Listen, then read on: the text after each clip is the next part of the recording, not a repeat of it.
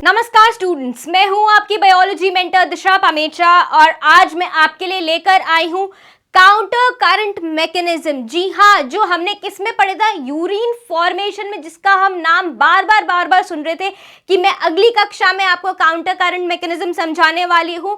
आज हम उसी के बारे में चर्चा करने वाले हैं। तो क्या बोलते हो, शुरू करें? चलिए आइए। तो हम क्या करने वाले हैं, mechanism of concentration of the filtrate. जो हमारे पास फिल्ट्रेट आया था, कहां से आया था? ग्लोमर्यूलर फिल्ट्रेट आया, पीसीटी में गया, उसमें से काफी सारा मैक्सिमम रीएब्जॉर्प्शन कहां से हुआ? पीसीटी में से हुआ। उसके बाद कहां आया? डिसेंडिंग लूप ऑफ हेनले में आया, जहां पर सिर्फ और सिर्फ किसका रीएब्जॉर्प्शन हुआ? पानी का रीएब्जॉर्प्शन हुआ। ठीक है, तो वहां पर यह सवाल उठ रहा था कि यहां पर सिर्फ पानी बाहर जा रहा है, राइट। फिर हम आए थे असेंडिंग लूप ऑफ हेनले में, जहां पर क्या हो गया था? पानी का बाहर जाना या रीएब्जॉर्प्शन क्या हो गया था? बंद हो गया था। और सिर्फ कौन रीएब्जॉर्ब हो रहे थे? हमारे सॉल्ट्स रीएब्जॉर्ब हो रहे थे। ठीक है, तो हम यही पढ़ने वाले हैं कि जब हमारी बॉडी स्ट्रेस कंडीशन में होती है, क्या होती है? स्ट्रेस कंडीशन में होती है कि पानी की कमी हो रही है हमारी बॉडी में, तो हमारे को हमारे मूत्र को क्या करना होता है? कॉन्सेंट्रेट करना होता है, उसमें कम से कम पानी भेजना होता है और ज्यादा क्या भेजने होते हैं? सॉल्ट्स भेजने होते हैं। तो उसी को ही हम बोलते हैं क्या? कॉन्सेंट्रेशन ऑफ द फिल्ट्रेट, मतलब ज्यादा सॉल्ट्स और कम पानी। तो हमें क्या करना होगा? हमें डिस्टल ट्यूब में से, जो डीसीटी है, डिस्टल कॉन्वोलेटेड ट्यूब्यूल, उसमें से पानी बाहर निकालना होगा, कलेक्टिंग डक्ट में से पानी बाहर निकालना होगा। उसी के बारे में हम पढ़ने वाले हैं, क्या? Counter current mechanism. ठीक है, तो चलो इसको एक डायग्राम से हम फटाफट से समझ लेते हैं, राइट। तो क्या है हमारे पास में? एक हमारे पास में है ये, ठीक है, ये है हमारी descending loop of Henle and ये है हमारी असेंडिंग लूप ऑफ हेनले। इसके बाहर क्या है हमारे पास? इसके बाहर है हमारे पास हमारा क्या? वासा रेक्टा। क्या है? वासा रेक्टा है। ठीक है, थोड़ा सा गैप देके बनाएंगे। क्या बनाएंगे? थोड़ा सा गैप देके बनाएंगे और ये हमारी बन गई वासा रेक्टा और ये हमारी वासा रेक्टा कंप्लीट हो गई। ठीक है अब इसके इधर क्या है हमारे पास में? इसके पास में हमारे पास कलेक्टिंग डक्ट भी है। क्या है? कलेक्टिंग डक्ट से जुड़ रही है हमारी डीसीटी। किससे जुड़ रही है हमारी डीसीटी? कलेक्टिंग डक्ट से जुड़ रही है। किससे जुड़ रही है? ये जुड़ रही है इधर कलेक्टिंग डक्ट से जुड़ रहा है। ठीक है, किससे जुड़ रहा है? कलेक्टिंग डक्ट से जुड़ रहा है, राइट। ये हो गई हमारी collecting duct, C dot D dot collecting duct. Pink वाली हो गई हमारी कौन सी? वासा रेक्टा। कौन सी हो गई? ये वासा रेक्टा हो गई, राइट। और ये क्या है हमारी? डीसीटी। डीसीटी तो वो है ऑरेंज कलर वाली, और जो किससे जुड़ रही है? कलेक्टिंग डक्ट से जुड़ रही है। और ये कौन है हमारा? इसको व्हाइट कलर से लिख देते हैं, this is descending loop of Henley. यहां ना लिखकर हम इसको ऊपर लिख देते हैं, राइट। यहां लिख देते हैं DLOH, समझ जाओगे आप, डिसेंडिंग लूप ऑफ हेनले। और ये क्या है? ALOH, ascending loop of Henley. तो अब हो क्या रहा है, हमारे को क्या करना है? यूरिन का कॉन्सेंट्रेशन करना है, मतलब यूरिन में कम से कम पानी को बाहर भेजना है और ज्यादा से ज्यादा अपने पास, अपने शरीर में पानी रख लेना है, बचाना है, राइट। तो पहले तो हम क्या कर रहे हैं? कॉन्सेंट्रेशन कर रहे हैं, ठीक है, लेकिन उसको हम बोल क्या रहे हैं? Counter current mechanism. क्यों हमने बोला काउंटर करंट मैकेनिज्म? तो पहले हम ये देख लेते हैं कि क्यों हम काउंटर करंट बोल रहे हैं। इसको क्या बोल रहे हैं? क्यों काउंटर करंट बोल रहे हैं? ये क्या है? पीसीटी हो गया और इसके ऊपर क्या है? यहाँ पे ग्लोमर्यूलस हो गया।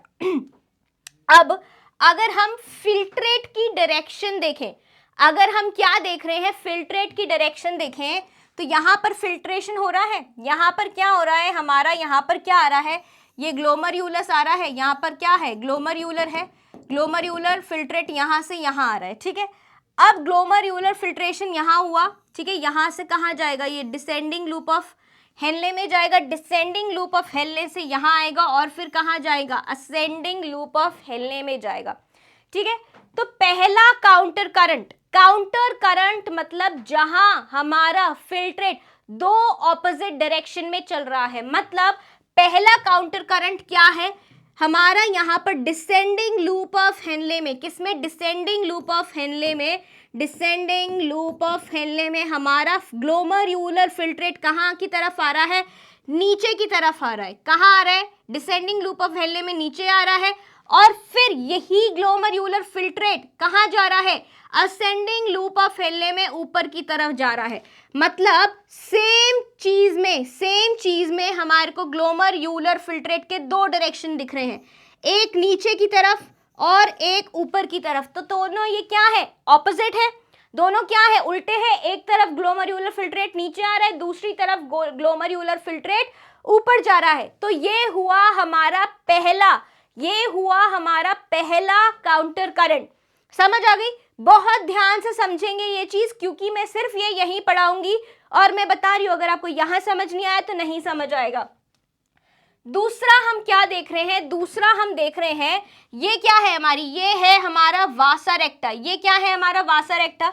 यहाँ वासा रेक्टा में ब्लड यहाँ आ रहा है, नीचे आ रहा है, नीचे से फिर ब्लड यहाँ आ रहा है और फिर ब्लड यहाँ ऊपर जा रहा है।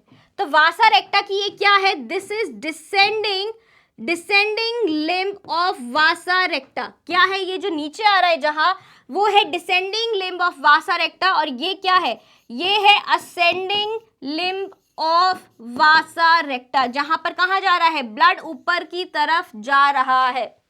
तो क्या हुआ, अब अगर हम ये डिसेंडिंग लिम्ब देखें और असेंडिंग लिम्ब देखें वासा रेक्टा की, तो नीचे आ रहा है यहां पर ब्लड, और यहां पर ब्लड कहां जा रहा है, ऊपर की तरफ। यहां पर ब्लड आ रहा है नीचे की तरफ, और यहां पर सेम जगह कहां जा रहा है, ब्लड ऊपर की तरफ जा रहा है। तो ये दो ऑपोजिट डायरेक्शन हो गए, ये दो ऑपोजिट डायरेक्शन हो गए। ये हुआ हमारा दूसरा काउंटर करंट। क्या हुआ, ये हुआ हमारा दूसरा काउंटर करंट। अब तीसरा काउंटर करंट कौन सा है हमारा, तीसरा काउंटर करंट है कि भाई यहां पर देखो, यहां पर असेंडिंग लूप ऑफ हेनले में कौन फिल्ट्रेट जा रहा है ऊपर की तरफ, असेंडिंग लूप ऑफ हेनले में फिल्ट्रेट जा रहा है ऊपर की तरफ, और descending loop of vasa recta में कहां आ रहा है, ब्लड आ रहा है नीचे की तरफ। ब्लड कहां आ रहा है, नीचे की तरफ। तो ये दोनों क्या है, ये दोनों एक दूसरे से उल्टा है कि नहीं है, ये दोनों एक दूसरे से उल्टे हैं कि नहीं है। ऐसे ही यहां पर अगर हम देखें डिसेंडिंग लूप ऑफ हेनले में जो क्या आ रहा है, ग्लोमर्यूलर फिल्ट्रेट आ रहा है, वो नीचे की तरफ जा रहा है, जबकि ascending loop of vasa recta में ब्लड जा रहा है कहाँ, ऊपर की तरफ। तो ये दोनों डायरेक्शन कैसी हो गई, ये दोनों दिशाएं कैसी हो गई, ये दोनों दिशाएं एक दूसरे से ऑपोजिट हो गई कि नहीं हो गई। तो ये क्या है, ये हो गया, ये दोनों को मिलाकर हमारे क्या हो गए, तीसरा काउंटर करंट मैकेनिज्म हुआ। क्या हुआ, ये हुआ हमारा तीसरा काउंटर करंट मैकेनिज्म। तो हमने तीन काउंटर करंट मैकेनिज्म पढ़े।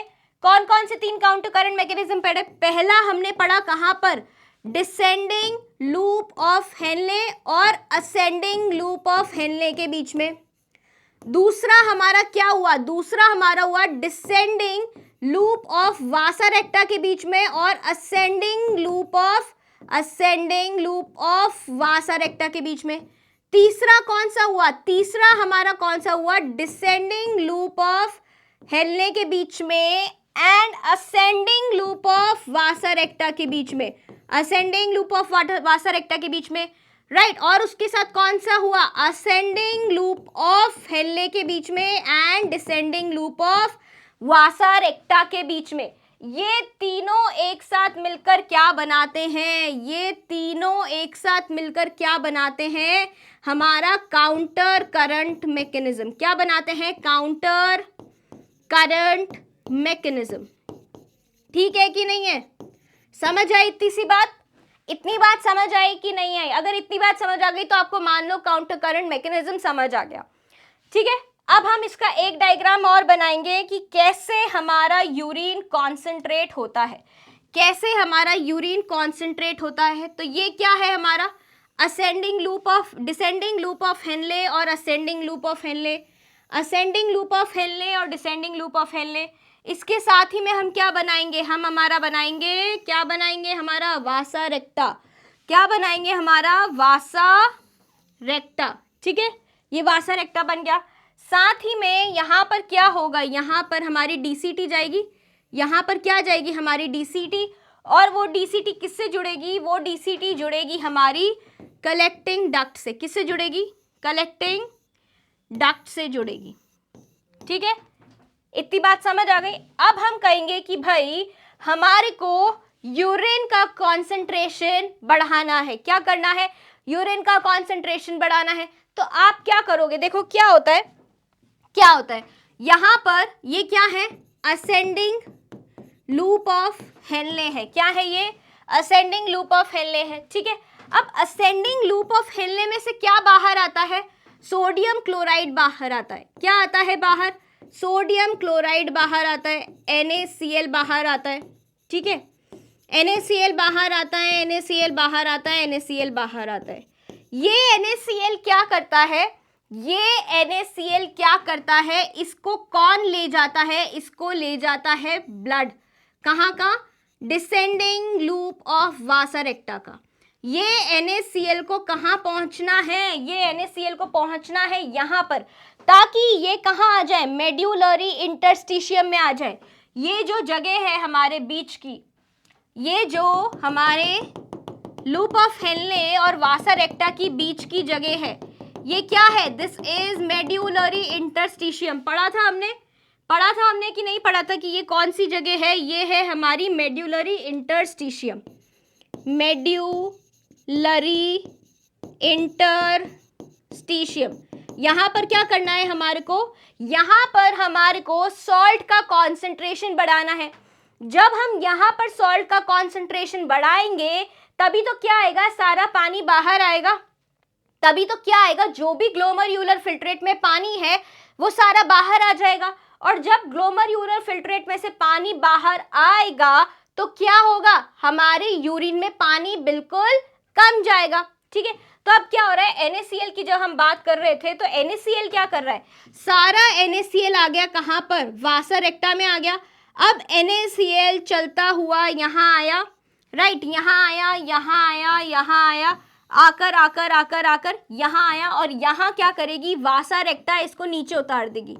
क्या करेगी, वासा रेक्टा इसको नीचे उतार देगी। ठीक है, कहाँ उतार देगी, वासा रेक्टा इसको नीचे उतार देगी। इस NaCl का काम क्या था, यहाँ पहुंचना था, लेकिन ये सीधा ऐसे जंप करके नहीं पहुंच सकता ना, इसको कोई बस तो चाहिए। तो ये क्या करेगा, ये वासा रेक्टा में यहाँ से बैठ जाएगा और फिर क्या करेगा, पूरी वासा रेक्टा में आते हुए यहाँ उतर जाएगा। इतनी बात समझ आ गई। तो यहाँ पर क्या हुआ, NaCl का कॉन्सेंट्रेशन बढ़ गया, मेड्यूलरी इंटरस्टिशियम में NaCl का कॉन्सेंट्रेशन बढ़ गया। अब दूसरा हमारा कौन सा मॉलिक्यूल होता है या कौन सा सॉल्ट होता है जो कि हमारे को यूरिन को कॉन्सेंट्रेट करने में मदद करता है, वो है हमारा यूरिया। वो कौन है, हमारा यूरिया। तो यूरिन को कॉन्सेंट्रेट करने में दो सॉल्ट्स काम आते हैं, NaCl और यूरिया। तो NaCl तो हमने पढ़ लिया कि NaCl कैसे आया घूमकर। ठीक है, अब यूरिया कैसे आ रहा है, तो क्या हो रहा है, जब हमारे अंदर बॉडी में क्या हो रहा है, जब हमारे बॉडी में स्ट्रेस कंडीशंस हो रही हैं, मतलब पानी की कमी है और पानी जितना है हमारे पास उसको बचाना है, तो कलेक्टिंग डक्ट क्या करना चालू कर देती है, कलेक्टिंग डक्ट यूरिया रिलीज करना चालू कर देती है। अगर आपको याद हो तो हमने देखा था कि यूरिया से क्या रीएब्जॉर्ब कलेक्टिंग डक्ट से क्या रीएब्जॉर्ब होता है, स्ट्रेस कंडीशन में यूरिया एब्जॉर्ब होने लगता है। अब ये यूरिया कूद कर यहाँ आ जाता है मेड्यूलरी इंटरस्टिशियम में। कहाँ आ जाता है, यूरिया कूद कर आ जाता है मेड्यूलरी इंटरस्टिशियम में। यहाँ जब यूरिया आ जाता है तो थोड़ा यूरिया चला जाता है कहाँ, हमारी लूप ऑफ हेनले में, और थोड़ा यूरिया आ जाता है हमारे वासा रेक्टा में। थोड़ा यूरिया कहाँ चला जाता है, लूप ऑफ हेनले में, और थोड़ा यूरिया कहाँ आ जाता है, वासा रेक्टा में। ऐसा क्यों हुआ, क्योंकि यूरिया क्या है, एक नाइट्रोजनस वेस्ट है, थोड़ा टॉक्सिक है, इसलिए हम ज़्यादा यूरिया को हमारी बॉडी में नहीं रख सकते हैं। इसलिए थोड़ा यूरिया कहाँ जा रहा है, थोड़ा यूरिया जा रहा है कहाँ पर, लूप ऑफ हेनले में, और थोड़ा यूरिया आ रहा है यहाँ वासा रेक्टा में। अब NaCl की तरह यूरिया क्या कर रहा है, वासा रेक्टा में चल रहा है और वासा रेक्टा में से यहाँ मेड्यूलरी इंटरस्टिशियम में रिलीज हो जाएगा, उतर जाएगा इस बस से। तो यहाँ पर यूरिया रिलीज हो गया। अब मेड्यूलरी इंटरस्टिशियम में क्या हो रहा है, मेड्यूलरी इंटरस्टिशियम में सॉल्ट्स का कॉन्सेंट्रेशन बढ़ रहा है।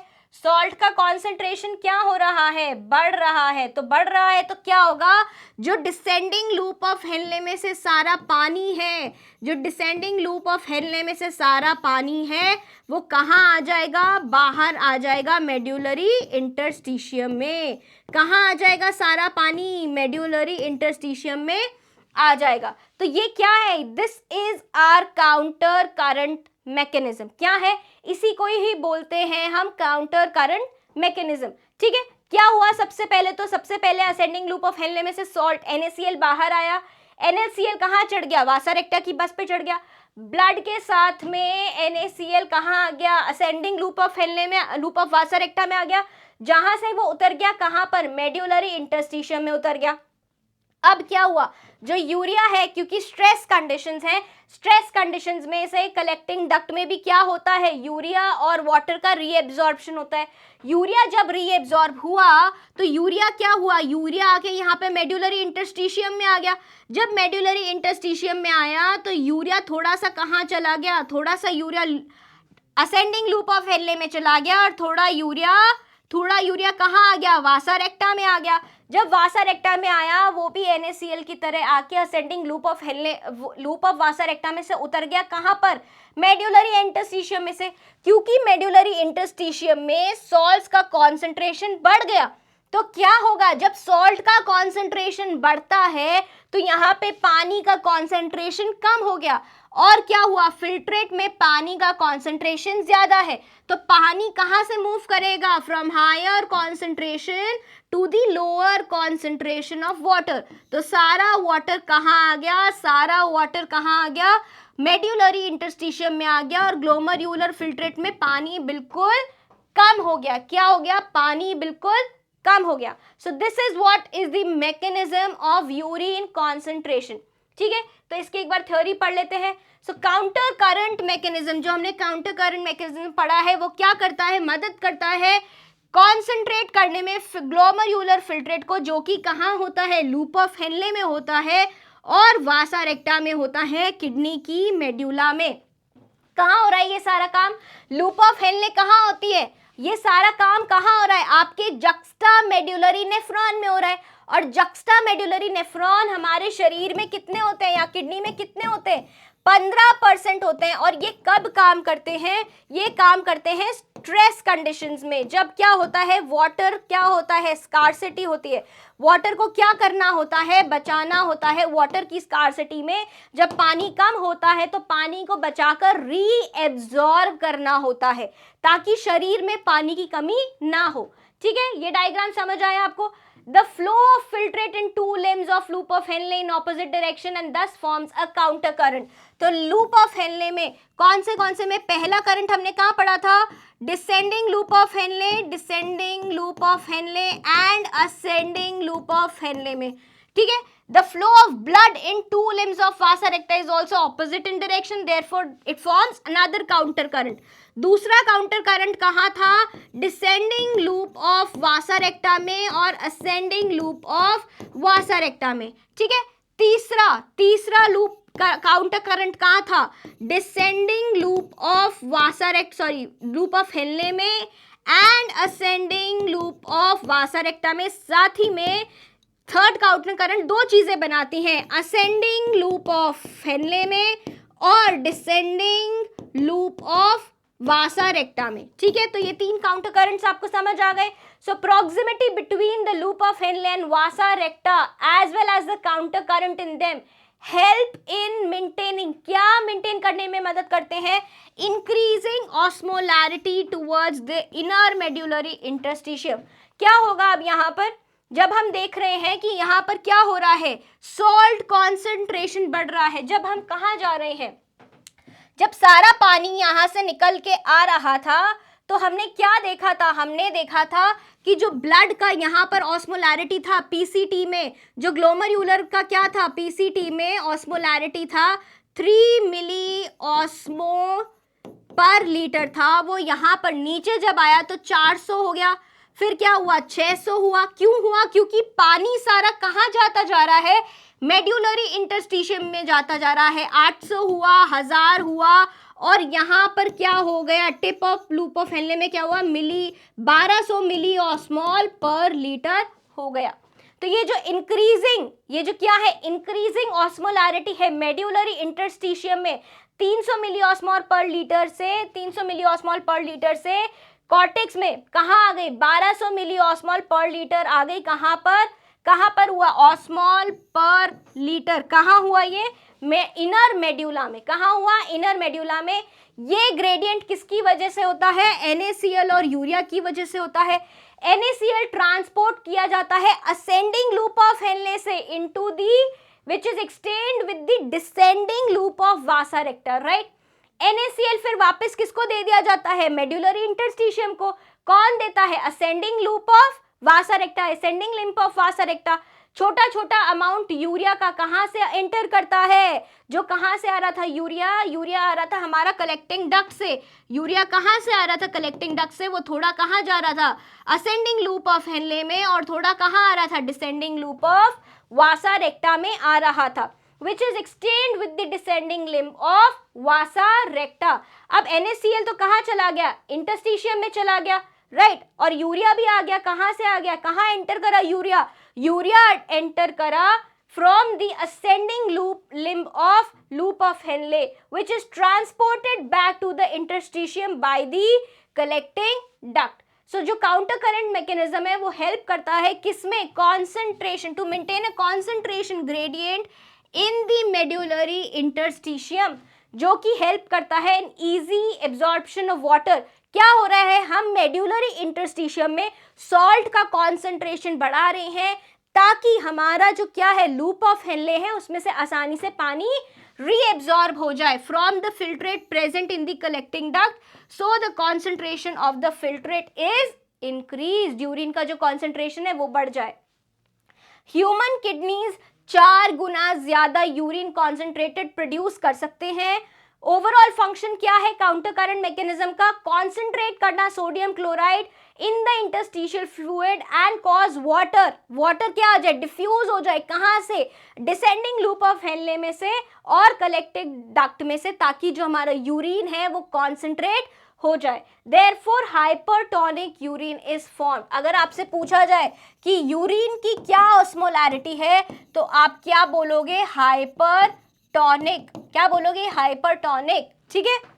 ओके, ये है आपका डायग्राम। ये क्या हुआ, देखो ये हमारी कलेक्टिंग डक्ट है, यहाँ से कौन आ गया, यूरिया बाहर आया। सबसे पहले तो हम क्या देखते हैं, सबसे पहले हम देखते हैं कि ये जो हमारी क्या है, ये है हमारी असेंडिंग लूप ऑफ हेनले। इसमें से NaCl बाहर आया, इसमें से NaCl बाहर आया। NaCl कहाँ चढ़ गया, NaCl चढ़ गया कहाँ पर, ये यहाँ पर descending loop of vasa recta में। जब चढ़ गया ये NaCl चढ़ गया तो क्या हुआ, NaCl चढ़ गया, फिर ये कहाँ रिलीज हो गया, ये यहाँ पर रिलीज हो गया। NaCl यहाँ आ गया, NaCl कहाँ आ गया, यहाँ आ गया, ठीक है। ऐसे ही कलेक्टिंग डक्ट में से कौन बाहर आया, यूरिया बाहर आया। यूरिया बाहर आके फिर से कहाँ चढ़ गया, डिसेंडिंग लूप ऑफ वासा रेक्टा से चढ़ गया, और फिर कहाँ उतर गया, असेंडिंग लूप ऑफ वासा रेक्टा से मेड्यूलरी इंटरस्टिशियम में यूरिया उतर गया। इसकी वजह से क्या हुआ, मेड्यूलरी इंटरस्टिशियम की ऑस्मोलैरिटी बढ़ गई। क्या बढ़ गई, मेड्यूलरी इंटरस्टिशियम की ऑस्मोलैरिटी बढ़ गई और पानी बाहर आना चालू हो गया। कहाँ से, डिसेंडिंग लूप ऑफ हेनले में से। तो this is what, this is the entire counter current mechanism with the mechanism of concentration of urine, ठीक है। अब क्या काम करता है, क्या महत्व क्या है यूरिया का।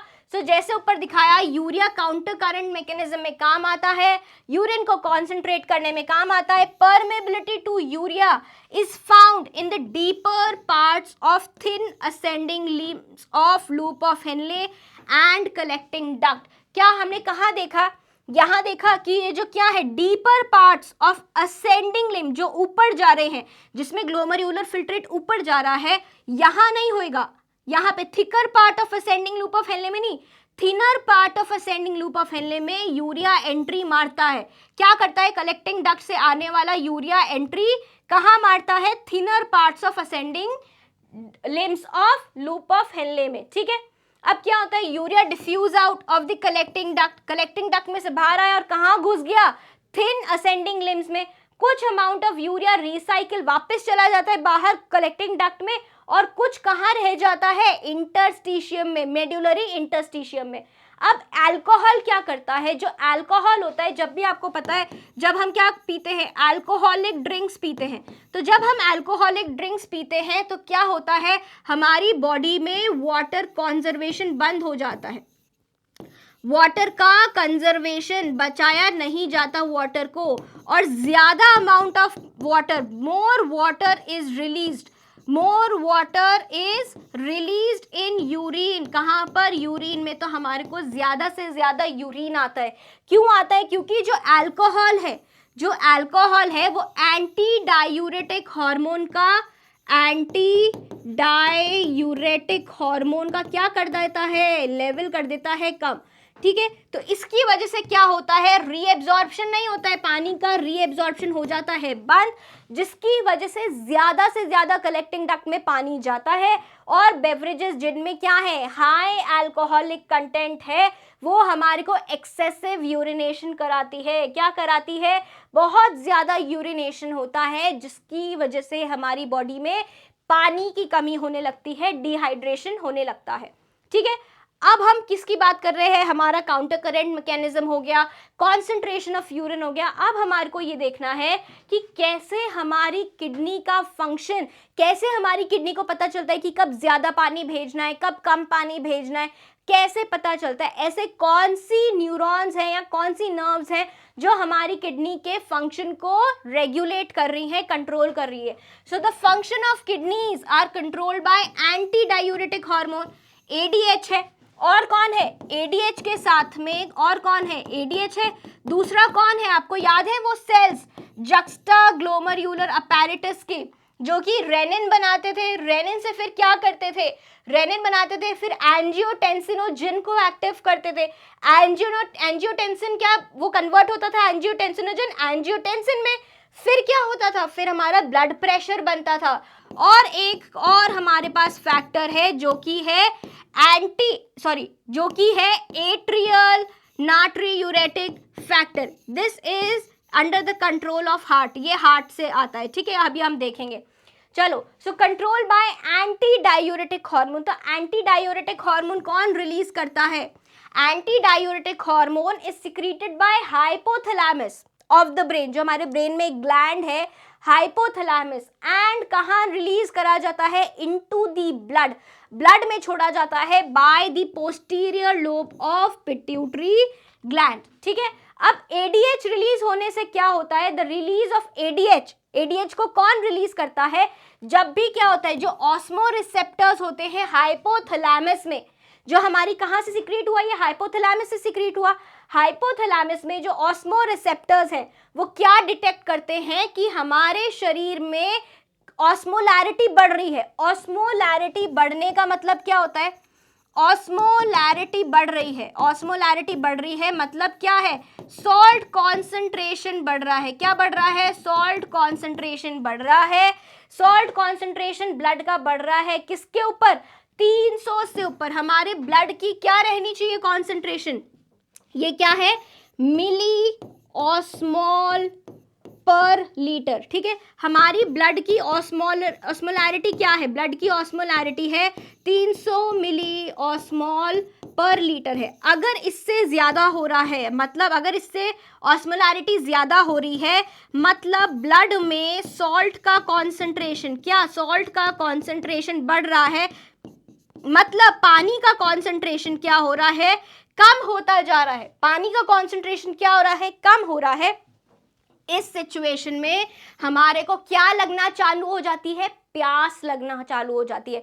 जब हमारे शरीर में क्या होता है, पानी की कमी होती है, हमारे को प्यास लगना चालू हो जाती है। और क्या होता है, जब हमारे को प्यास लगेगी तो सोचो क्या होएगा, जो नेफ्रॉन्स हैं वो ऐसा सोचेंगे कि भाई हमारे तो स्ट्रेस आ गया, पानी की कमी हो रही है, चलो पानी को बचाओ। तो क्या होगा, रीएब्जॉर्प्शन होएगा। किसका रीएब्जॉर्प्शन होएगा, पानी का रीएब्जॉर्प्शन होएगा। कहां से पानी का रीएब्जॉर्प्शन होएगा, कलेक्टिंग डक्ट में। ज्यादातर तो कहाँ होता है, पीसीटी में होता है, डिसेंडिंग लूप ऑफ हेनले में होता है, ठीक है। असेंडिंग लूप ऑफ हेनले में से तो होता ही नहीं है। और क्या होता है, रीएब्जॉर्प्शन कब होता है, डीसीटी में से और सीडी में से, जब स्ट्रेस कंडीशन आती है, कंडीशनल रीएब्जॉर्प्शन होता है। तो जब क्या रिलीज हो रहा है हमारी बॉडी में, एडीएच रिलीज हो रहा है, जब हमारी बॉडी में पानी की कमी होती है, ठीक है। तो क्या है, हम इसको एक फ्लो चार्ट से समझते हैं। चलो, तो क्या हो रहा है, हमारे ब्लड में ब्लड की ऑस्मोलैरिटी क्या बढ़ रही है, ऑस्मोलैरिटी बढ़ रही है। किससे बढ़ रही है, 300 मिली ऑस्मोल पर लीटर से ज्यादा बढ़ रही है। ये इंक्रीजिंग ऑस्मोलैरिटी कौन देखेगा, ये नोटिस करेंगे ऑस्मोरिसेप्टर्स। किसके ऑस्मोरिसेप्टर्स नोटिस करेंगे, ऑस्मोरिसेप्टर्स ऑफ हाइपोथैलेमस। और ये ऑस्मोरिसेप्टर्स क्या करेंगे, एडीएच का सिक्रीशन करेंगे। एडीएच का सिक्रीशन करेंगे। जब ऑस्मोरिसेप्टर्स ये डिटेक्ट करेंगे तो हमारे को क्या लगेगी, प्यास लगेगी, थर्स्ट होगी, पानी पीने की इच्छा होगी। क्यों पानी पीने की इच्छा हुई, क्योंकि ब्लड में क्या हो रहा है, पानी की कमी हो रही है, पानी की कमी। और सॉल्ट की जो मात्रा है वो क्या हो रहा है, बढ़ रही है। तो क्या होगा, ऑस्मोरिसेप्टर्स क्या बोल रहे हैं, प्यास लग रही है, थर्स्ट लग रही है, और क्या सिक्रीट होगा, एडीएच सिक्रीट होगा। एडीएच के सिक्रीशन से क्या होगा, रीएब्जॉर्प्शन होगा।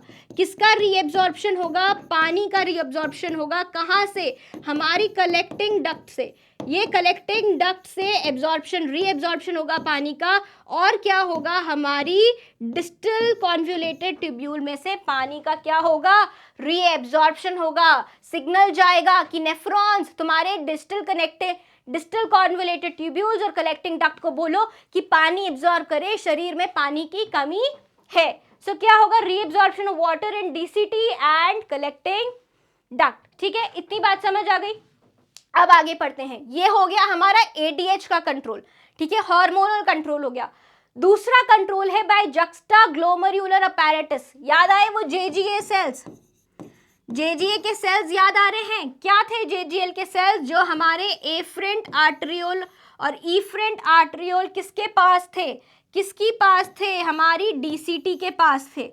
तो डीसीटी के सेल्स क्या हो जाते हैं, जब वो एफरेंट आर्टरियोल के पास होते हैं, ये हो जाते हैं मैक्यूला डेंसा, डेंस सेल्स बनते हैं। ये क्या बनते हैं, macula densa.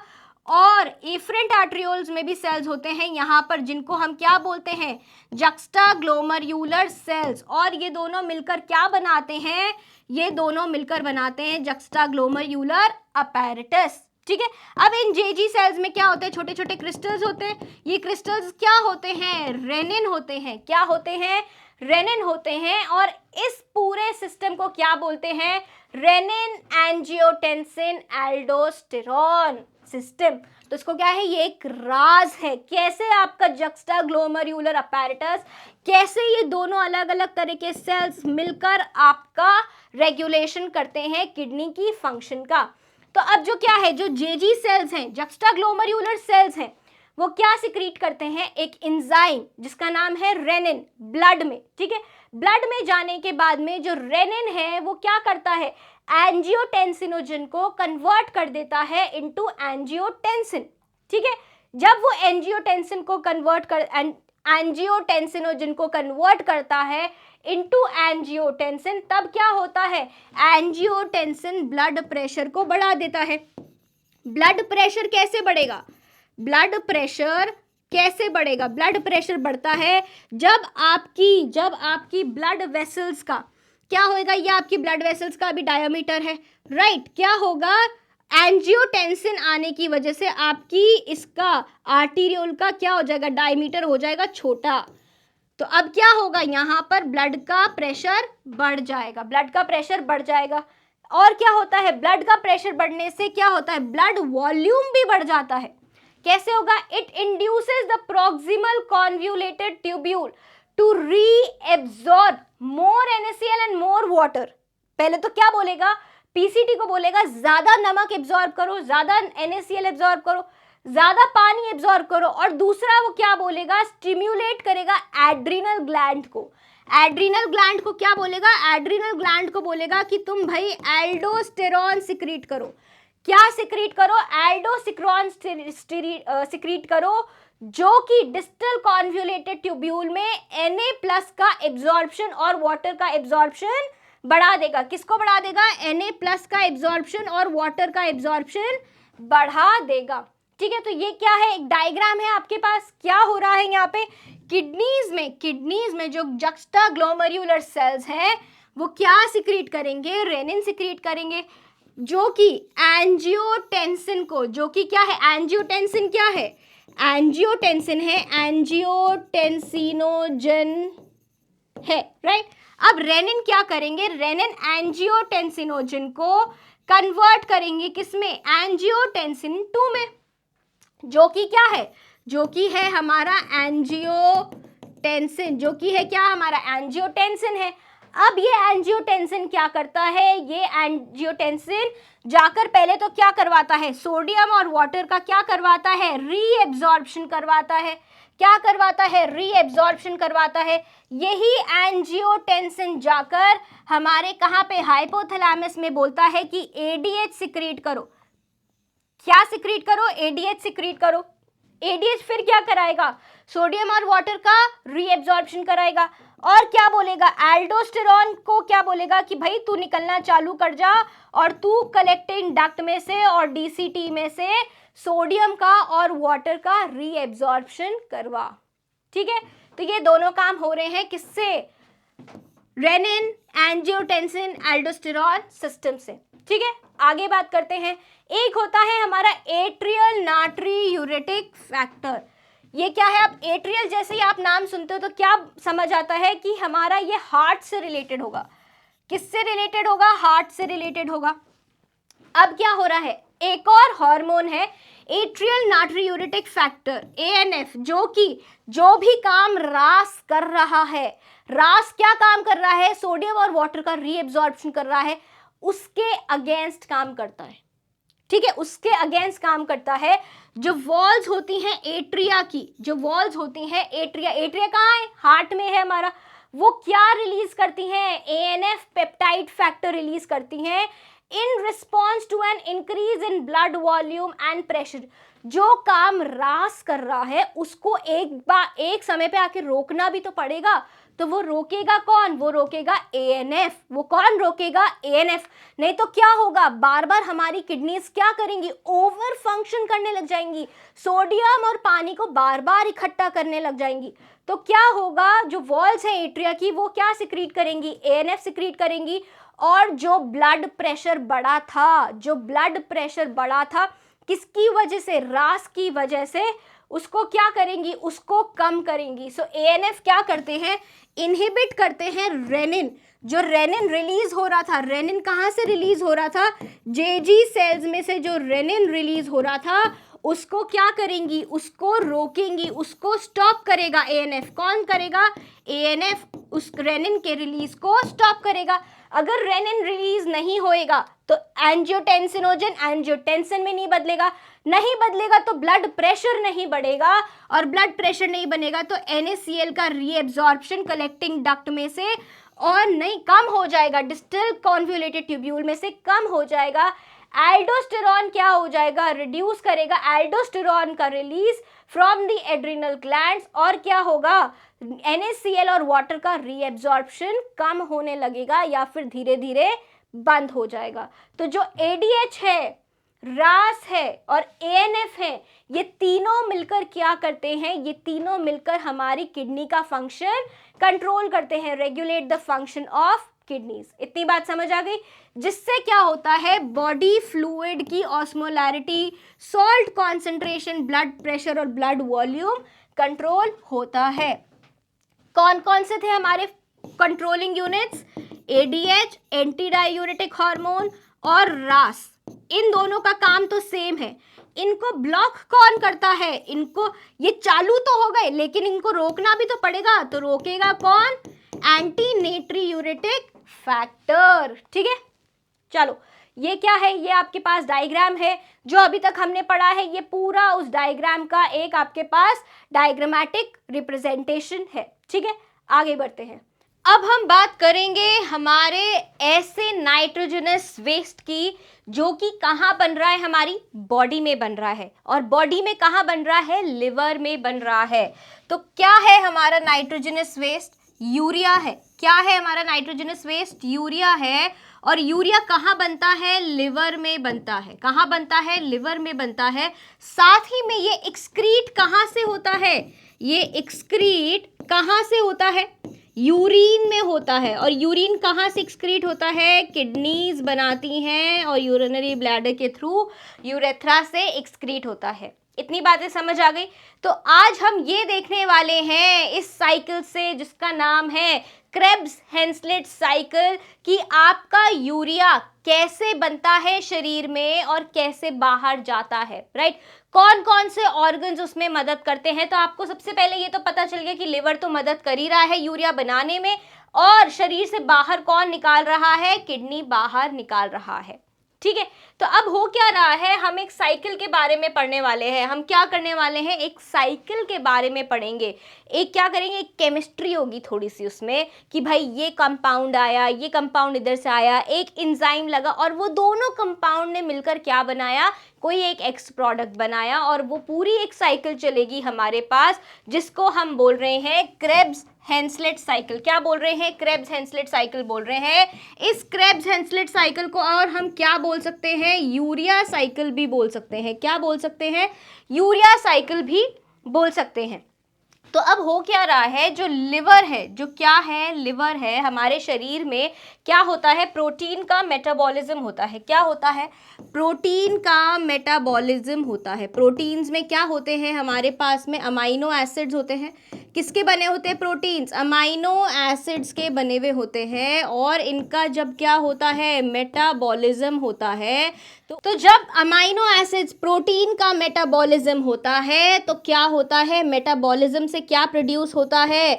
Ammonia ammonia produce होता है। अमोनियम आयंस प्रोड्यूस होते हैं। और हमने क्या पढ़ा था कि जो अमोनिया होता है, जो क्या होता है? अमोनिया होता है दैट इज हाईली या फिर मोस्ट टॉक्सिक नाइट्रोजनस वेस्ट। मतलब सबसे जहरीला कौन सा टॉक्सिक वेस्ट है हमारा? सबसे ज्यादा, दैट इज अमोनिया। अमोनिया क्या है? हमारा मोस्ट टॉक्सिक वेस्ट है।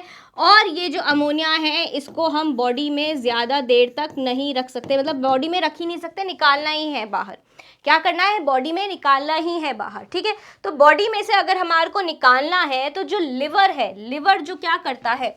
जो लिवर है वो क्या करता है? वो कुछ प्रोसेसिंग से अमोनिया को, किसको? अमोनिया को किस में बदल देता है? यूरिया में बदल देता है। किस में बदल देता है? यूरिया में बदल देता है। यूरिया क्या है? लेस टॉक्सिक है। यूरिया क्या था? हमने क्या पढ़ा था? यूरिया क्या है? लेस टॉक्सिक है। इसको हम कहाँ भेज देते हैं? लिवर से कहाँ चला जाता है? किडनी में चला जाता है। राइट, किडनी में रीएब्जॉर्ब हो जाता है ये, सॉरी, किडनी में क्या होता है? सिक्रीट हो जाता है ये। राइट, और फिर क्या होता है? फिर क्या होता है? किडनी में यूरिन के माध्यम से, मूत्र के माध्यम से ये बाहर बॉडी के निकल जाता है। इतनी बात समझ आ गई? तो यूरिया क्या करता है? लिवर जो होता है वो कन्वर्ट करता है टॉक्सिक सब्सटेंसेस को। टॉक्सिक सब्सटेंसेस क्या हुए? अमोनिया हुआ, इनटू लेस टॉक्सिक वंस, जो कम जहरीले होते हैं। टॉक्सिक कौन सा है? अमोनिया है, NH3 है, which is converted into less toxic, that is urea. Right, और यूरिया किस में एक्सक्रीट होता है? यूरिन में एक्सक्रीट होता है। अब हमारे पास क्या है? एक साइकिल है। हमारे पास क्या है? एक साइकिल है। इस साइकिल को हम पढ़ेंगे, पहले हम एक बार थ्योरी पढ़ लेते हैं। तो अब जो यूरिया है वो किसका एंड प्रोडक्ट है?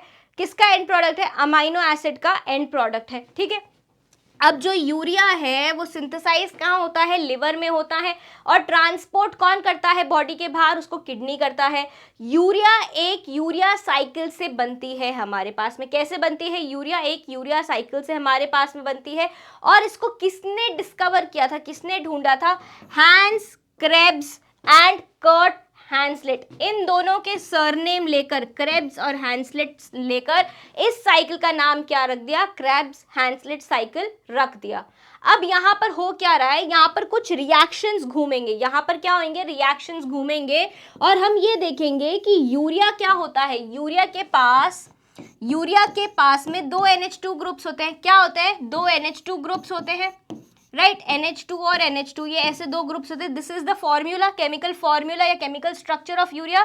क्या है ये, केमिकल स्ट्रक्चर है यूरिया का। एक इसके पास क्या होता है, ये ग्रुप होता है NH2 का, एक इसके पास होता है ये ग्रुप NH2 का। इनमें से एक NH2 का ग्रुप आता है इसके पास, किससे, अमोनिया से। एक ग्रुप कौन देकर जाता है, अमोनिया देकर जाता है।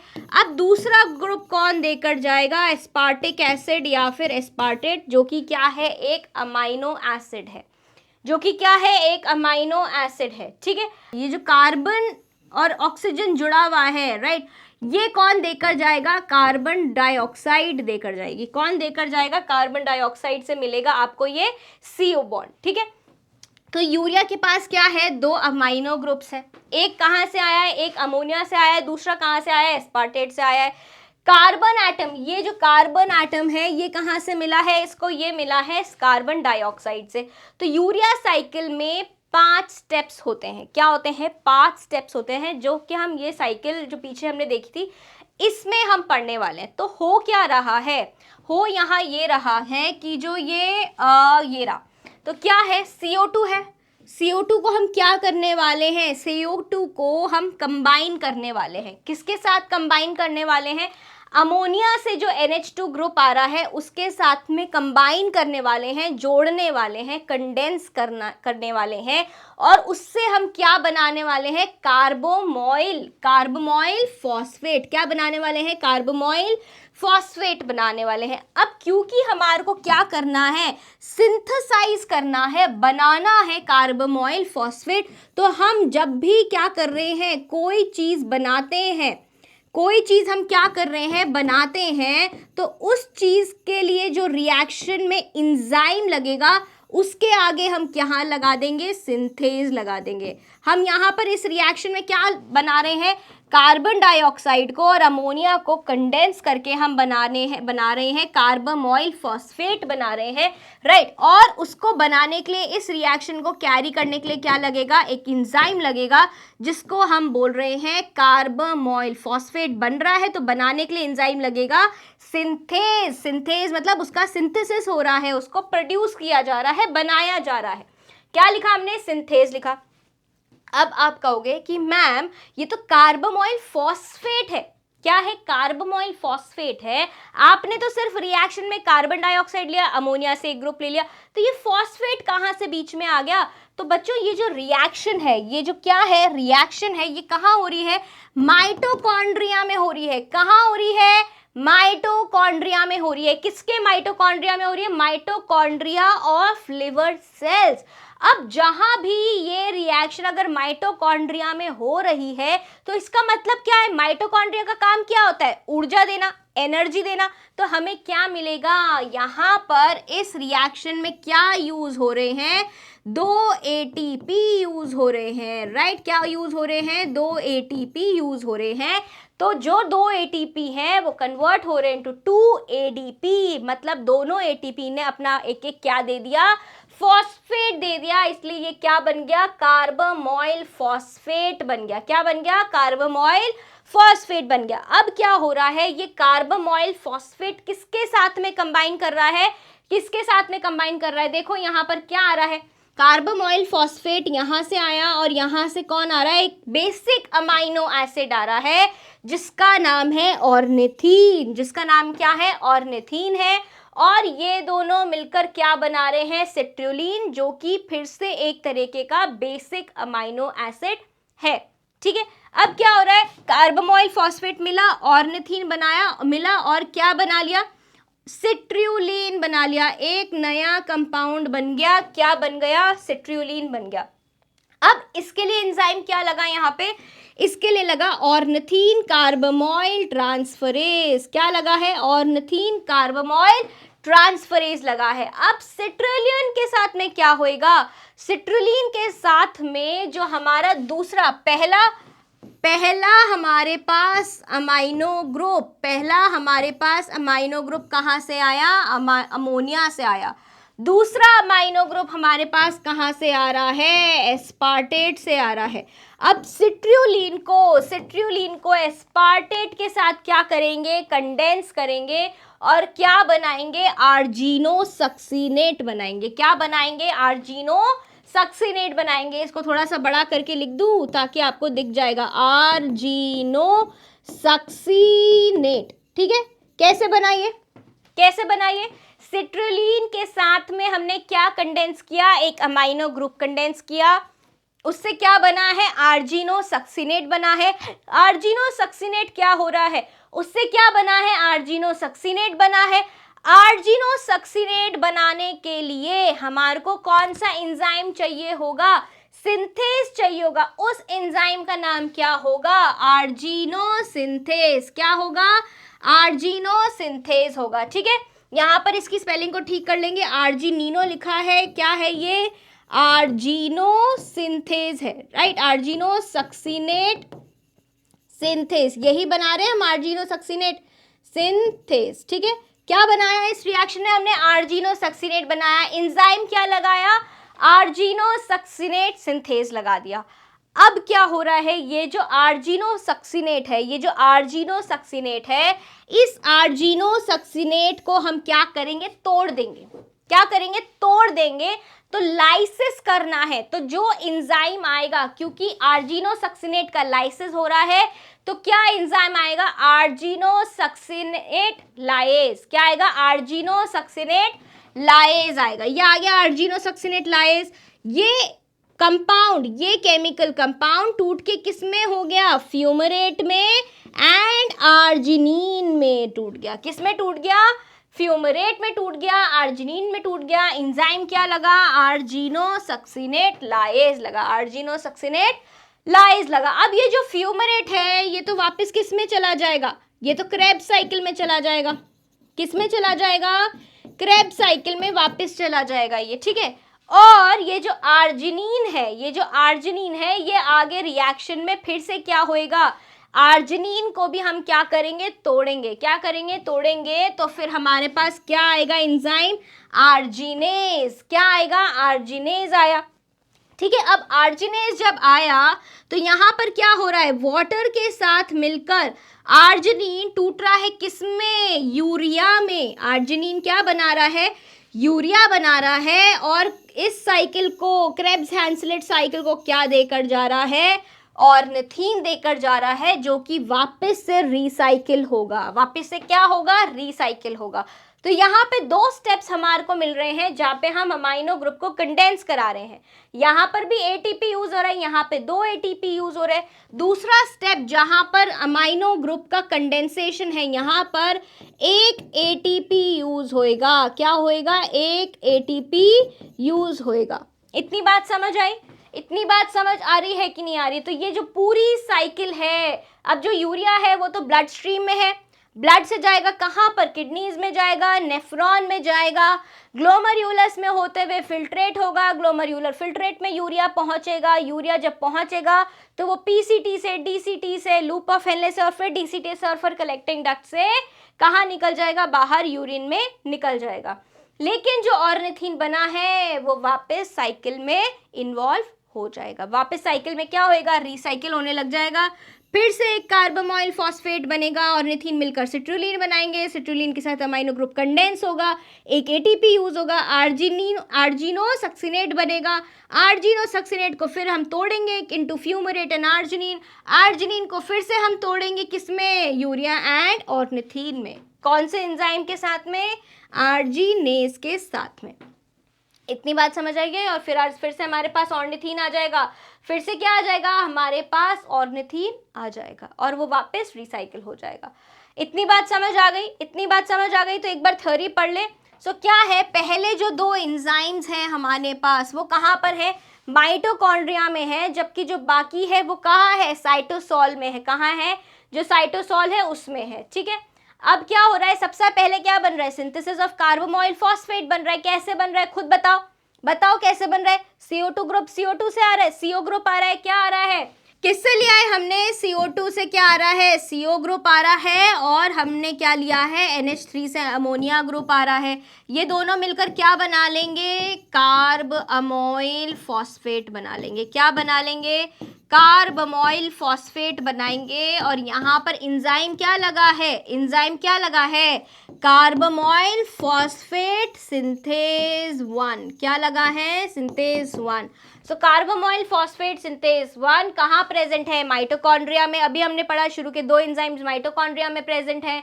क्या कैटेलाइज कर रहे हैं, क्या कैटेलाइज कर रहे हैं, कंडेंसेशन किसका, amino group sorry ammonium ion का, किसका, अमोनियम आयन का, किसके साथ में, कार्बन ग्रुप के साथ में, CO2 के साथ में। और वो क्या बना रहे हैं, कार्बोमोइल फॉस्फेट बना रहे हैं।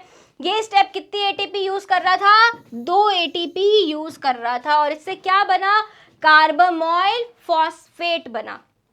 अब इसके बाद हमें क्या बनाना है, कार्बोमोइल फॉस्फेट के बाद सिट्रुलिन बनाना है। किसको मिक्स करेंगे, कार्बोमोइल फॉस्फेट से किसके साथ जोड़ेंगे, ऑर्निथीन के साथ में। ऑर्निथीन के साथ में जब हम जोड़ रहे हैं तो कौन सा एंजाइम आया था, ऑर्निथीन कार्बोमोइल ट्रांसफरेज। क्या आया था, ऑर्निथीन कार्बोमोइल ट्रांसफरेज। तो सिट्रुलिन कैसे बना, सिट्रुलिन बना कार्बोमोइल फॉस्फेट से और ऑर्निथीन के जुड़ने से इन द प्रेजेंस ऑफ कौन सा एंजाइम था, ऑर्निथीन ट्रांस कार्बोमोइलेज। क्या था, ऑर्निथीन ट्रांस कार्बोमोइलेज, राइट। और इसका दूसरा नाम ये है जो हमने साइकिल में पढ़ा है, जो साइकिल में क्या पढ़ा था हमने, साइकिल में हमने पढ़ा था ऑर्निथीन कार्बोमोइल ट्रांसफरेज पढ़ा था। सेम टू सेम उसको हम और क्या बोल सकते हैं, सेम टू सेम हम उसको ऑर्निथीन ट्रांस कार्बोमोइलेज भी बोल सकते हैं, राइट। सो ऑर्निथीन क्या है, that is regenerated and used in urea cycle. ये क्या है, रीजनरेट हो जाता है और यही यूरिया साइकिल में वापस वापस घूमता रहता है। किससे बना था ये, आर्जिनिन पे आर्जिनेस के रिएक्शन से यूरिया बना था और ऑर्निथीन बना था। ऑर्निथीन और सिट्रुलिन कैसे अमाइनो एसिड्स हैं, बेसिक अमाइनो एसिड्स हैं। अब हमारा फिर क्या बना था, सिट्रुलिन बन गया, फिर हमारे को आर्जिनोसक्सिनेट बनाना है। क्या बनाना है, आर्जिनोसक्सिनेट बनाना है। अब क्योंकि बनाना है, एंजाइम क्या लगेगा, आर्जिनोसक्सिनेट सिंथेज लगेगा, जो कि क्या कंडेंस कर रहा है, सिट्रुलिन के साथ में अमोनियम आयन को कंडेंस करेगा। क्या करेगा, अमोनियम आयन को कंडेंस करेगा। क्या बनाएगा, आर्जिनोसक्सिनेट। जहां जहां कंडेंसेशन हो रहा है वहां वहां एनर्जी लग रही है, और यहां पर भी क्या लग रही है, एनर्जी, ATP चाहिए। आर्जिनोसक्सिनेट का क्लीवेज कराना है, तोड़ना है, तो लाएज यूज होएगा। क्या यूज होएगा, आर्जिनोसक्सिनेज बोलेंगे, या फिर हम इसको आर्जिनोसक्सिनेट लाएज बोल सकते हैं, जो कि क्लीव कर रहा है आर्जिनोसक्सिनेट को। और क्या दे रहा है, आर्जिनिन एंड फ्यूमरेट। क्या दे रहा है, आर्जिनिन एंड फ्यूमरेट दे रहा है। फ्यूमरेट क्या होता है, निकल जाता है और कहाँ चला जाता है, क्रेब साइकिल में चला जाता है, ग्लूकोनियोजेनेसिस में चला जाता है। अब यूरिया का फॉर्मेशन कैसे हो रहा है, यूरिया कैसे बन रहा है, जो आर्जिनिन बना है, जो क्या बना है, आर्जिनिन बना है, वो आर्जिनेस की प्रेजेंस में और किसकी प्रेजेंस में, वाटर की प्रेजेंस में क्या बना रहा है, ऑर्निथीन बनाना है, ऑर्निथीन, और क्या बना रहा है, यूरिया बना रहा है। यूरिया तो किडनी के जरिए बाहर निकल जाता है, बॉडी से एक्सक्रीट हो जाता है। क्या हो जाता है, एक्सक्रीट हो जाता है। और ऑर्निथीन क्या होता है, ऑर्निथीन वापस से क्रेब्स हेंसलेट साइकिल में रिसाइकिल हो जाता है। ठीक है, तो जो यूरिया साइकिल है वो कैसी है, इरिवर्सिबल है। कैसी है, इरिवर्सिबल है। दूसरे कौन से हमारे पास, यूरिया का तो हमने प्रोसीजर समझ लिया, दूसरे कौन से हमारे पास में नाइट्रोजनस वेस्ट होते हैं, बाइल पिगमेंट्स होते हैं। क्या होते हैं, बाइल पिगमेंट्स होते हैं। जैसे कि आपने पढ़ा था कि जो क्या है, बिलीवर्डिन है। क्या है, बिलीवर्डिन है। बिलीरुबिन है। क्या है? बिलीरुबिन है। ये सब क्या है? हमारा जब आरबीसी टूटता है, जब आरबीसी क्या होता है? टूटता है, तो ये सब बनते हैं। ये सब क्या है? हमारे यूरिन को और हमारी फीसेस को कलर प्रोड्यूस करते हैं। क्या प्रोड्यूस करते हैं? कलर प्रोड्यूस करते हैं। क्रिएटिन एंड क्रिएटिनिन होता है हमारे मसल्स में। क्या होता है? क्रिएटिन फॉस्फेट होता है। जब हमारे मसल्स में क्रिएटिन फॉस्फेट को बाहर निकलना होता है, ज़्यादा हो जाता है, तो क्रिएटिन फॉस्फेट किस में बदलता है? क्रिएटिनिन में बदलता है। और ये किसके ज़रिए बाहर निकलता है? यूरिन के ज़रिए बाहर निकलता है। न्यूक्लिक एसिड मेटाबॉलिज्म, जो न्यूक्लिक एसिड्स है हमारे पास, क्या क्या है हमारे पास? प्यूरिन्स है। क्या क्या है हमारे पास? प्यूरिन्स है, पिरिमिडीन्स है। ये सब का क्या होता है? ये सब का मेटाबॉलिज्म होता है। क्या होता है? मेटाबॉलिज्म होता है। जो प्यूरिन्स है वो क्या बना लेती हैं? यूरिक एसिड बना लेती हैं। क्या बना लेती है? यूरिक एसिड बना लेती है, जो कि यूरिन के जरिए बाहर निकल जाता है। और जो पिरिमिडीन है वो अमाइनो आइसोब्यूटायरिक एसिड बना लेती हैं। ये सब कहाँ से निकल जाते हैं? ये सब निकल जाते हैं हमारे यूरिन के जरिए बाहर निकल जाते हैं। बाइल सॉल्ट्स होते हैं, बहुत सारे बाइल सॉल्ट्स होते हैं। Drugs, hormones, other substances. Drugs कौन कौन सी होती है? जब हम विटामिन बी कॉम्प्लेक्स लेते हैं, क्या लेते हो आप? बीकोसुल लेते हो, तो आपका क्या होता है? यूरिन में से कलर क्या हो जाता है? डार्क हो जाता है। क्या हो जाता है? डार्क कलर हो जाता है, क्योंकि जो क्या है ये विटामिन बी कॉम्प्लेक्स है, ये आपके यूरिन से निकलता है। ड्रग्स जो होते हैं, जो दवाइयाँ आप लेते हो, एंटीबायोटिक्स आप लेते हो, तो आपने देखा होगा जब भी आपको एंटीबायोटिक्स दी जा रही हैं तो क्या हो रहा है? जब आप यूरिन पास कर रहे हो तो उसमें से आपको गंध आती है दवाई जैसी। तो क्या हो रहा है? आपकी यूरिन के जरिए आपके शरीर में से दवाई भी निकल रही है। हार्मोन्स हैं, दूसरे सब्सटेंसेस हैं। कार्बन डाइऑक्साइड भी क्या है? हमारा एक एक्सक्रीटरी प्रोडक्ट है, जो कि किसके जरिए निकल रहा है? लिवर में एक तो वो इनकॉर्पोरेट हो जाता है क्रेब्स हैंसलेट साइकिल में, और कार्बन डाइऑक्साइड कहाँ से निकल रहा है? लंग्स से निकल रहा है। वाटर हमारा लंग्स से भी निकलता है। कहाँ से निकलता है? लंग्स से निकलता है। फीसेस से निकलता है। कहाँ से निकलता है? फीसेस से निकलता है, यूरिन से निकलता है, और स्वेट में भी पानी बाहर शरीर से निकलता है। लंग्स में कैसे निकलता है? जब हम बाहर क्या करते हैं? एक्सेल, सांस छोड़ते हैं, वाटर वेपर उसमें बाहर आती है। विटामिन्स होते हैं वो भी बाहर जाते हैं। स्पाइसेस होती है, स्पाइसेस में वॉलेटाइल कंपाउंड्स होते हैं जो कि हमारे सांस से बाहर आते हैं, साथ ही में यूरिन से भी बाहर आते हैं। हमारा एक प्रोसेस होता है जिसमें हम यूरिन हमारे शरीर से बाहर छोड़ते हैं। क्या होता है? जो प्रोसेस होता है टू रिलीज यूरिन, उसको हम क्या बोलते हैं? मिक्ट्यूरेशन बोलते हैं। कि मतलब हमारे शरीर में से जब हम मूत्र को बाहर छोड़ते हैं, उस प्रक्रिया को हम क्या बोलते हैं? मिक्ट्यूरेशन बोलते हैं। मतलब expulsion of urine from the urinary bladder is called micturition. क्या होता है? मिक्ट्यूरेशन होता है। अब वैसे तो क्या होता है, जब पैदा होता है बच्चा तो उसका यूरिन अपने आप निकल जाता है, ठीक है, वो कंट्रोल नहीं कर पाता है। तो ये क्या होता है? जनरली बच्चों में क्या होता है? ये एक इनवॉलेंट्री प्रोसेस होता है। क्या होता है? इनवॉलेंट्री, मतलब हमारे कंट्रोल में नहीं होता। लेकिन हम क्या करते हैं? जैसे हम बड़े होते हैं, ग्रो होते हैं, तो हम क्या करते हैं? सीख लेते हैं, हम इसको कंट्रोल करना, लर्न करना सीख लेते हैं। और इवेंचुअली अल्टीमेटली क्या होता है? ये प्रोसेस हमारी कंट्रोल में होता है, वॉलेंट्री होता है। कैसा होता है? वॉलेंट्री होता है। So it is a reflex process. क्या होता है? रिफ्लेक्स प्रोसेस होता है। लेकिन ग्रोन अप चिल्ड्रन में क्या होता है? अडल्ट्स में क्या होता है? It can be controlled voluntarily to some extent. कैसा होता है? It can be controlled voluntarily to some extent, right. Nerve supply to urinary bladder and sphincters. अब क्या है? जो नर्व सप्लाई है, जो क्या है? नर्व सप्लाई क्या जा रही है? हमारे यूरिनरी ब्लैडर को और हमारे यूरेथ्रा को। तो जैसे कि हमारे पास में सिंपैथेटिक नर्व्स, कौन सी nerves? Sympathetic nerves. Parasympathetic nerves, कौन सी? Parasympathetic nerves, right. Sympathetic nerves, parasympathetic nerves, and हमारे पास एक और नर्व्स होती हैं सोमैटिक नर्व्स। कौन सी होती हैं? Somatic nerves. अब ये जो सिंपैथेटिक नर्व होती है ये किससे रिलेटेड होती है, ये क्या करती है, ये आपके जो डेट्रूसर मसल्स होते हैं, यूरिनरी ब्लैडर के जो डेट्रूसर मसल्स होते हैं, यूरिनरी ब्लैडर की वॉल में ये मसल्स होते हैं, उनको ये रिलैक्स कर देती है। क्या कर देती है, रिलैक्स कर देती है, आराम करने के लिए बोल देती है कि भाई तुम आराम करो। तो जब ये आराम करेगा तो यूरिनरी ब्लैडर क्या होगा, खुला पड़ा रहेगा। और ये क्या बोलती हैं, सिंपैथेटिक नर्व्स क्या बोलती हैं कि जो आपकी, ये तो यूरिनरी ब्लैडर है, लेकिन यूरिनरी ब्लैडर की यहाँ पर क्या होता है, इंटरनल स्फिंक्टर होता है। क्या होता है, इंटरनल स्फिंक्टर होता है। और इंटरनल स्फिंक्टर को, इस इंटरनल स्फिंक्टर को ये क्या बोलती है, कॉन्ट्रैक्ट करने के लिए क्या बोलती हैं, यहाँ ये बोलती है डेट्रूसर मसल को रिलैक्स करने के लिए, इसको ये क्या कर देती हैं, कॉन्ट्रैक्ट कर देती हैं। इनको बोलती हैं रिलैक्स करने के लिए और इनको बोल देती हैं कॉन्ट्रैक्ट करने के लिए। ठीक है, तो अब क्या होगा, ये वाला मुंह तो हो गया बंद और ऊपर ब्लैडर हो गया डायलेट। तो यहाँ पर क्या होएगा, जो हमारा क्या आ रहा है, हमारा यूरिन आ रहा है, वो यहाँ पर फिल होना स्टार्ट हो जाएगा। क्या होएगा, यहाँ पर फिल होना स्टार्ट हो जाएगा। क्या होएगा, फिल होना स्टार्ट हो जाएगा। अब जब ये फिलिंग हो रही है इस सिंपैथेटिक नर्व की वजह से, क्या हो रही है, फिलिंग हो रही है, तो इसको हम क्या बोल रहे हैं, नर्व ऑफ फिलिंग। क्या बोल रहे हैं, नर्व ऑफ फिलिंग। अब ये जो पैरासिम्पैथेटिक नर्व है, सॉरी जो पैरासिम्पैथेटिक नर्व है, वो क्या करती है, वो उल्टा काम करती है।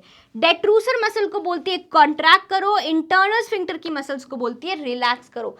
अब जब हम भरे हुए बलून को क्या करेंगे, पिचकाएंगे और नीचे से उसके मुंह को खोल देंगे तो सारा पानी बाहर आ जाएगा। तो पैरासिम्पैथेटिक नर्व्स का क्या काम है, मिक्ट्यूरेशन करवाना, मतलब यूरिन रिलीज करवाना। ये कब होता है, जब हमारे ब्लैडर में यूरिन भर जाता है, वहां पर क्या होते हैं, एक तरह के होते हैं स्ट्रेच रिसेप्टर्स। क्या होते हैं, स्ट्रेच रिसेप्टर्स। ठीक है, वॉल में क्या प्रेजेंट होते हैं, स्ट्रेच रिसेप्टर्स होते हैं, जो कि हमारे ब्रेन को सिग्नल बोलते हैं कि नाउ क्या करो, पैरासिम्पैथेटिक नर्व्स को एक्टिवेट करो और उनको बोलो कि ब्लैडर को क्या करवाए, एम्प्टी करवाए। क्या करवाए, एम्प्टी करवाए। ठीक है, तो ये हो गया काम पैरासिम्पैथेटिक नर्व्स का। इतनी बातें समझ आ गई। सोमैटिक नर्व्स के बारे में हम आगे पढ़ेंगे। तो पहले एक बार थ्योरी पढ़ लेते हैं। तो जो यूरिनरी ब्लैडर है और इंटरनल स्फिंक्टर है, वो दोनों किससे जुड़ी हुई हैं, sympathetic and parasympathetic nervous system से जुड़ी हुई हैं। कौन से, एएनएस, ऑटोनॉमिक नर्वस सिस्टम। जहां पर कि एक्सटर्नल स्फिंक्टर की अगर हम बात करें तो उसको कौन रेगुलेट कर रहा है, सोमैटिक नर्व्स रेगुलेट कर रही हैं। सोमैटिक नर्व्स किसको रेगुलेट कर रही हैं, एक्सटर्नल स्फिंक्टर को। किसको, एक्सटर्नल स्फिंक्टर को रेगुलेट कर रही है।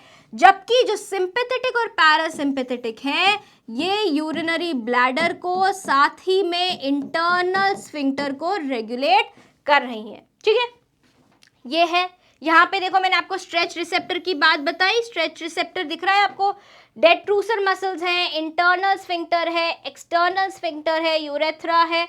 इतनी बातें समझ आ रही है। अभी हम आगे पढ़ते हैं। तो यहाँ पर फंक्शन क्या है सिंपैथेटिक नर्व का, सिंपैथेटिक नर्व क्या है, नर्व ऑफ फिलिंग। क्योंकि वो क्या करती है, वो हमारे ब्लैडर को, मूत्राशय को भरने में मदद करती है। जबकि जो पैरासिम्पैथेटिक नर्व है उसको हम बोलते हैं नर्व ऑफ एम्प्टिंग, क्योंकि वो खाली करवाने में मदद करती है, ब्लैडर को खाली करवाने में मदद करती है। जबकि जो सोमैटिक पेडंडल नर्व्स हैं उनको क्या बोलते हैं, और पेडंडल नर्व्स भी बोलते हैं, इनका काम क्या है, एक्सटर्नल स्फिंक्टर को कौन कंट्रोल करता है, पेडंडल नर्व्स रेगुलेट करती हैं। सो क्या होता है, वो इनका टॉनिक कॉन्सेंट्रेशन किसका, स्केलेटल मसल फाइबर्स, जो क्या है, स्केलेटल मसल फाइबर्स हैं, जो कि क्या बना रहे हैं, स्केलेटल है मसल फाइबर्स एक्सटर्नल स्फिंक्टर में। क्यों, क्योंकि वो कैसा है, वॉलेंट्री है, उसका नेचर कैसा है, एक्सटर्नल स्फिंक्टर में कैसा है मसल, स्केलेटल मसल है, क्योंकि वो क्या है, वॉलेंट्री है, हमारे कंट्रोल में है। तो जो एक्सटर्नल स्फिंक्टर होता है वो क्या होता है, कॉन्स्ट्रिक्टेड रहता है, हमेशा क्या रहता है, कॉन्स्ट्रिक्टेड रहता है, बंद रहता है। लेकिन जब हमारा मिक्ट्यूरेशन होना होता है, जब हमारे को मूत्र रिलीज करना होता है, तो ये जो नर्व्स हैं, जो पेडंडल नर्व्स हैं, ये क्या हो जाती हैं, इनहिबिट हो जाती है, इनको ब्लॉक कर दिया जाता है। और क्या होता है, जैसे ही ब्लॉक कर दिया जाएगा तो कॉन्स्ट्रिक्शन रिलैक्स हो जाएगा। एक्सटर्नल स्फिंक्टर क्या है, जो एक्सटर्नल स्फिंक्टर है वो खुल जाएगा और यहाँ पर जो आपका मूत्र है वो सारा कहाँ आ जाएगा, बाहर रिलीज हो जाएगा। तो जो यूरिन है that flows out from the urinary bladder through the urethra. ठीक है, इतनी बातें समझ आ गई, राइट। ये हो गया हमारा प्रोसेस कि हमारा यूरिन कैसे भरता है और बाहर आता है। अब हम पढ़ने वाले हैं यूरिन की कुछ फिजिकल प्रॉपर्टीज। क्या पढ़ने वाले हैं कि यूरिन कैसा होता है, पीएच क्या होता है, कलर क्या होता है, उसकी अल्कलिनिटी ज़्यादा होती है, बेसिसिटी ज़्यादा होती है, या फिर क्या होता है एसिडिटी ज़्यादा होती है, कौन से ऐसे खाने की चीज़ें होती हैं जिनसे एसिडिटी बढ़ती है, या कौन सी ऐसी खाने की चीज़ें होती है जिनसे अल्कलिनिटी बढ़ती है, राइट। ये सब चीज़ें हम जानने वाले हैं किसमें, फिजिकल प्रॉपर्टीज़ में। अब क्या है, यूरिन कैसा होता है, कैसा देखते हैं हम यूरिन को, ट्रांसपेरेंट होता है, पीले कलर का होता है। अब ये पीला कलर क्यों होता है, जो येलो कलर है, जो क्या है कलर येलो है, वो किसकी वजह से है, एक पिगमेंट की वजह से है जिसका नाम है यूरोक्रोम। क्या है, यूरोक्रोम नाम है। Colour of urine is caused by a pigment known as urochrome, जो किसके ब्रेकडाउन से बना है, किसके ब्रेकडाउन से बना है, हीमोग्लोबिन के ब्रेकडाउन से बना है, which is the product of breakdown of haemoglobin, right. दूसरी बात हम जो कर रहे हैं वो हम करेंगे पीएच की। अभी हमने ये क्या देखा, हमने देखा कलर, क्या देखा, कलर देखा। फिर हम क्या देख रहे हैं, पीएच देख रहे हैं। क्या देख रहे हैं, पीएच देख रहे हैं। पीएच क्या है, पीएच हमारा क्या होता है, यूजुअली यूरिन का एसिडिक पीएच होता है। क्या होता है, यूजुअली यूरिन का एसिडिक पीएच होता है, अराउंड 6 पीएच होता है। लेकिन हम क्या खा रहे हैं उसके हिसाब से हमारा जो पीएच है, देखो एवरेज क्या है, स्लाइटली एसिडिक पीएच होता है, लेकिन हम क्या खा रहे हैं उससे 4.5 से 8.5 के बीच में ये वैरी करता रहता है। ठीक है, ये इसकी रेंज होती है, राइट। कलर हमने देख लिया कि कलर किससे और हमारा अफेक्ट हो सकता है। अगर आप क्या खाते हो, बीट रूट खाते हो या विटामिन बी के सप्लीमेंट्स ले रहे हो, जैसे मैंने आपको कहा, तो उनसे भी हमारा कलर अफेक्ट हो सकता है। पीएच की रेंज 8.5 से 8.2 है, मैंने शायद वहाँ पर 8.5 लिख दिया है, राइट। यहाँ पे क्या होगा, 4.5 से 8.2 के हमारी रेंज रहती है। अब होता क्या है, ये जो पीएच है ये क्यों चेंज होता है, क्योंकि हम जैसे कि अगर मान लो फ्रूट्स ज़्यादा खा रहे हैं, हमारी डाइट में अगर हम फ्रूट्स ज़्यादा खा रहे हैं तो जो हमारा यूरिन होगा वो कैसा होगा, एसिडिक होगा। अगर हम क्या खा रहे हैं, ज़्यादा सब्जियां खा रहे हैं, तो हमारा यूरिन कैसा होगा, थोड़ा बेसिक होगा। कैसा होगा, बेसिक होगा। अगर हमारी डाइट में प्रोटीन्स की मात्रा ज़्यादा है तो कैसा होगा हमारा यूरिन, एसिडिक होगा, क्योंकि प्रोटीन के मेटाबॉलिज्म से, प्रोटीन किससे बना है, अमाइनो एसिड से बना है। किससे बना है, प्रोटीन हमारे अमाइनो एसिड से बना है। किससे बना है, हमारे अमाइनो एसिड से बना हुआ है। तो क्या होगा, जब हमारा प्रोटीन का क्या होगा, अमाइनो एसिड का मेटाबॉलिज्म होगा, तो क्या बढ़ेगा, हमारा एसिडिक कंटेंट ज़्यादा बढ़ेगा। क्या बढ़ेगा, एसिडिक कंटेंट ज़्यादा बढ़ेगा, और उससे क्या होएगा, यूरिन का पीएच बढ़ जाएगा। ठीक है, राइट। इतनी बातें समझ आ रही हैं। चलिए आगे देखते हैं। तो फ्रूट्स क्या है, हमारी एसिडिटी को इंक्रीज करते हैं। वेजिटेबल्स क्या करते हैं, अल्कलिनिटी ऑफ यूरिन बढ़ाते हैं, मतलब बेसिसिटी बढ़ाते हैं। अगर हाई प्रोटीन डाइट ले रहे हैं तो क्या होएगा, एसिड बढ़ेगा यूरिन में, क्योंकि एसिडिक प्रोडक्ट्स बन रहे हैं। किसकी वजह से, अमाइनो एसिड मेटाबॉलिज्म की वजह से। एक नॉर्मल इंसान दिन में 1 से 1.5 लीटर यूरिन रिलीज करता है। ठीक है, सब्सटेंसेस जो इंक्रीज करते हैं फॉर्मेशन ऑफ यूरिन, ऐसी पदार्थ, ऐसे तरीले पदार्थ या ऐसे कोई भी पदार्थ जो आपका यूरिन का प्रोडक्शन बढ़ा दे, जो किसको बढ़ा दे, यूरिन के प्रोडक्शन को बढ़ा दे, तो वो क्या हो रहा है, वो उसको क्या बोलते हैं, उसको बोलते हैं डाययूरेटिक। क्या बोलते हैं, डाययूरेटिक बोलते हैं। ठीक है, तभी तो हमारे जब क्या होता है, स्ट्रेस होता है, पानी बचाना होता है, तो कौन सा हार्मोन यूज आता है, anti diuretic hormone. Anti diuretic hormone मतलब कि ADH कौन सा होता है, NADH जो कि क्या करता है, यूरिन को कॉन्सेंट्रेट कर लेता है, पानी बचाता है उसमें से। जबकि जो प्रोडक्ट ज़्यादा पानी निकालने में मदद करते हैं उनको क्या बोलते हैं, डाईयूरेटिक बोलते हैं। जैसे कि चाय, कॉफ़ी, अल्कोहल, ये सारे क्या हैं, डाईयूरेटिक्स हैं। अब जो वॉल्यूम है, कितना यूरिन आपको आ रहा है, आप ज़्यादा पानी पी रहे हो, कितना फ्लूइड इनटेक है आपका, कितना क्या है, फ्लूइड इनटेक है आपका, कैसा आप खाना खा रहे हो, कैसा क्या खा रहे हो, खाना खा रहे हो, फिजिकल एक्सरसाइज, व्यायाम कितना है आपका, फिजिकल एक्टिविटी कितनी है आपकी, प्लस टेम्परेचर का इसमें बहुत ज़्यादा रोल होता है। क्योंकि जैसे जैसे टेम्परेचर क्या होता है, कम होता है, कूल होता है, तो आपको ज़्यादा यूरिन बनने लगता है। कहते हैं ना सर्दियों में ज़्यादा यूरिन आता है, तो यूरिन कैसा होता है, हाइपरटोनिक होता है। उसकी क्या होती है, ऑस्मोलैरिटी। ऑस्मोलैरिटी क्या होती है यूरिन की, ऑस्मोलैरिटी किसकी, यूरिन की क्या होती है, ऑस्मोलैरिटी 1200 मिली ऑस्मोल पर लीटर होती है। मतलब ब्लड से 4 गुना ज़्यादा होती है इसकी ऑस्मोलैरिटी, राइट। सो जब यूरिन अलाउ किया जाता है काफ़ी देर तक खड़े होने के लिए, तो उसमें से कैसी स्मेल आती है, अमोनिया की। किसकी, अमोनिया की।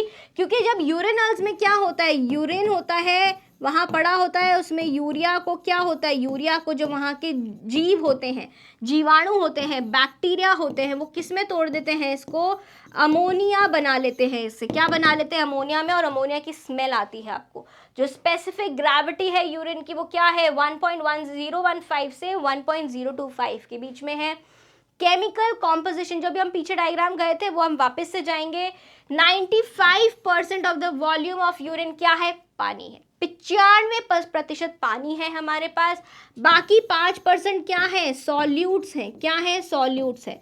ऑर्गेनिक सब्सटेंसेस की अगर हम बात करें, मतलब जिसमें कार्बन, हाइड्रोजन, ऑक्सीजन होंगे, नाइट्रोजन है। ऑर्गेनिक सब्सटेंसेस में nitrogen, urea, creatine and creatinine, ammonia, uric acid, hippuric acid, oxalic acid, amino acids, allantoin, vitamins, hormones and enzymes, ये सारे क्या हैं, ऑर्गेनिक एसिड्स हैं। इनऑर्गेनिक सब्सटेंसेस मतलब आयंस क्या क्या निकलेंगे, क्या क्या आयंस डालते हैं हम, H+ आयंस डालते हैं, Na+ होते हैं, chloride, phosphate, sulphate, potassium, sodium, calcium, magnesium, iodine, arsenic and lead. And it is also important to note that कोई भी तरीके का ग्लूकोज आपकी शरीर में आपको नहीं मिलना चाहिए। अगर यूरिन में किसका प्रेजेंस है, ग्लूकोज मिल रहा है, अगर ग्लूकोज यूरिन में मिल रहा है तो आपको क्या बीमारी हो सकती है, डायबिटीज टाइप 2 हो सकती है। क्या हो सकती है, डायबिटीज टाइप 2 हो सकती है। ठीक है, 2 लिखा है, नहीं पढ़ने में आ रहा क्या, रुको एक सेकेंड।